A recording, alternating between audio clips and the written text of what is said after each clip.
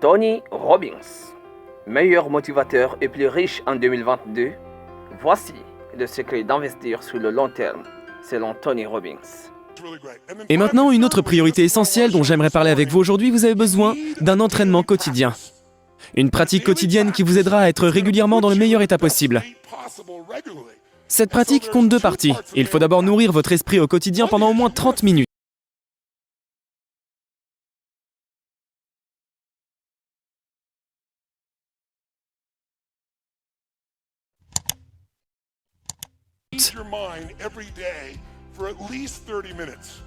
Que faut-il comprendre par nourrir son esprit? Mon professeur Jim Rohn disait toujours « Tu peux louper un repas, mais ne loupe pas 30 minutes de lecture ». Il ne s'agit pas d'aller sur Internet, les réseaux sociaux ou Twitter, il s'agit de lire un vrai livre qui va vous faire évoluer spirituellement, mentalement, émotionnellement et financièrement. Un texte qui va vous aider à réfléchir, à mettre sur pied une bonne stratégie, pas un truc à l'eau de rose qui ne vous prendra que 5 minutes et qui va vous ramollir le cerveau, mais bien quelque chose qui va vous aider à avoir des résultats. Parce que nos vies sont le résultat de ce que nous y mettons. Mettez-y de la merde et vous produirez de la merde. Donc lisez tous les jours, ne l'oubliez pas. Quand j'étais petit, j'écoutais des livres audio. L'avantage des livres audio, c'est qu'ils ne nécessitent pas de temps supplémentaire, c'est du net, pas de temps supplémentaire. Le problème, c'est de trouver du temps pour lire. Quand est-ce que je vais dire ça, faire ça, etc. La réponse est que pour écouter un livre, il ne faut pas de temps supplémentaire. Vous pouvez écouter un livre pendant que vous rangez, que vous faites de l'exercice, une balade dans la voiture pour aller à l'université. Vous devez nourrir votre esprit. Sinon, vous allez laisser pousser les mauvaises herbes. Les mauvaises herbes, ça vient tout seul. Vous devez vous cultiver pour les empêcher de pousser. Donc un minimum de 30 minutes par jour pour lire un livre ou l'écouter. Quelque chose qui va vous aider à grandir, à nourrir votre esprit et à prendre de l'élan. Donc ne vous arrêtez pas dès le premier éclat. Profitez de cette énergie pour prendre votre envol et profitez de la dynamique. Et pour terminer, voici encore un élément crucial. C'est la question la plus bête qu'on me pose sans arrêt dans les médias depuis plus de 40 ans. Et vous n'avez jamais de mauvaise journée? Vous ne vous fâchez jamais? Toutes ces choses ne vous arrivent jamais? Bien sûr que si, mais ça ne dure jamais. Je me suis entraîné pour développer mes muscles émotionnels comme un sportif s'entraîne pour développer ses muscles. En réalité, je crois que nos muscles émotionnels et spirituels sont les plus importants. Le courage, s'il n'est pas utilisé, grandit-il ou s'amoindrit-il? Lequel? La foi, si elle n'est pas utilisée, elle augmente ou diminue? Elle diminue. La passion, si elle n'est pas exprimée, grandit ou diminue? Ce sont les muscles mentaux, émotionnels et spirituels qui vont nous aider à changer de vie. Si nous les faisons mieux fonctionner, nous vivrons mieux.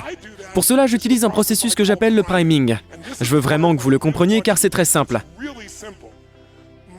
Ça vous est déjà arrivé de voir ou d'entendre quelqu'un faire quelque chose en vous demandant c'est quoi son problème? Ça vous est déjà arrivé de faire quelque chose vous-même en vous disant qu'est-ce que je fais?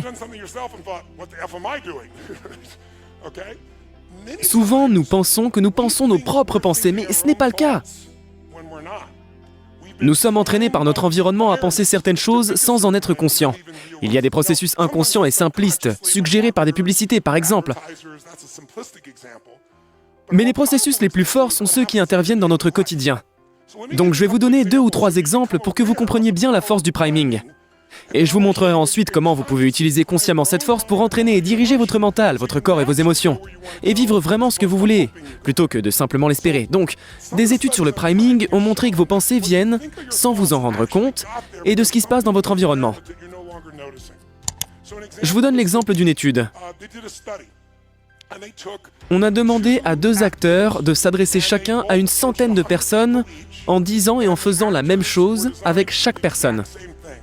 Ils se sont adressés à toutes ces personnes en ayant la même expression sur le visage en disant « Excusez-moi, pouvez-vous me tenir ceci en semonce pour que je prenne mon téléphone en leur tendant leur café ?» Puis ils faisaient un truc sur leur téléphone rapidement, disaient « Merci beaucoup » et récupéraient leur café. À chaque fois de la même manière avec 200 personnes, 100 personnes par acteur. Mais à 50 d'entre elles, l'acteur tendait un café chaud. Aux 50 autres, un café froid.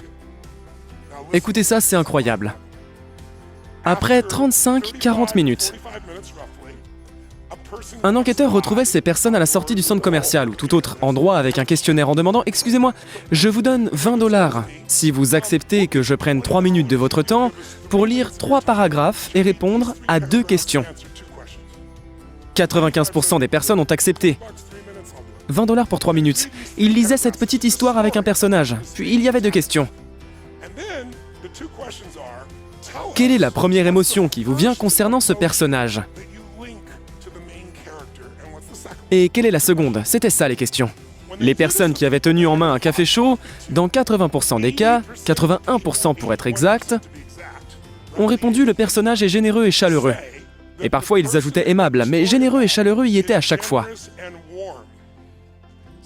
Les personnes qui avaient eu le même contact avec les acteurs une demi-heure avant et qui avaient tenu en main un café froid, dans 80% des cas, il y avait 1% de différence, ce qui n'est pas une différence valable en statistique.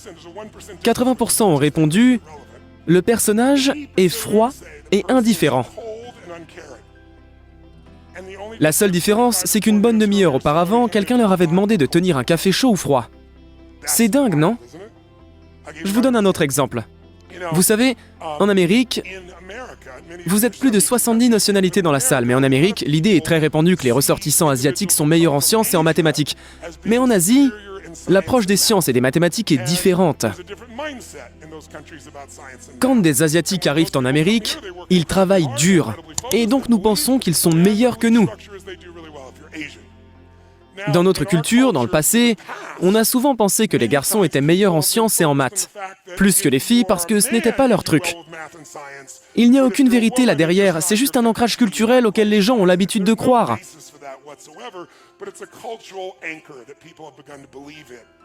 Donc voici ce qui est intéressant. On a pris l'épreuve de maths de l'équivalent du bac aux États-Unis et on l'a fait passer à un groupe d'étudiants à Harvard.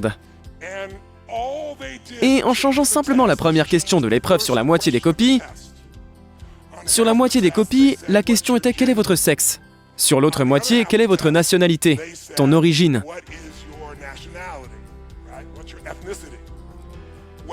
Intéressant. Les étudiants qui ont dû répondre à la question sur leur sexe ont fait des scores de 11% inférieurs. Et les étudiants à qui on avait demandé l'origine ethnique ont fait des scores de 11% supérieurs. Soit une différence de 22% simplement parce que la première question n'était pas la même. Voilà ce que c'est la force du priming. Donc mon message est très simple. Si vous voulez atteindre les résultats dont vous rêvez, que vous voulez et que vous méritez, vous devez amorcer ce succès, vous entraîner à l'amour, lancer la pompe du courage plutôt que de n'être que dans l'espérance que ça arrive un jour grâce à des déclencheurs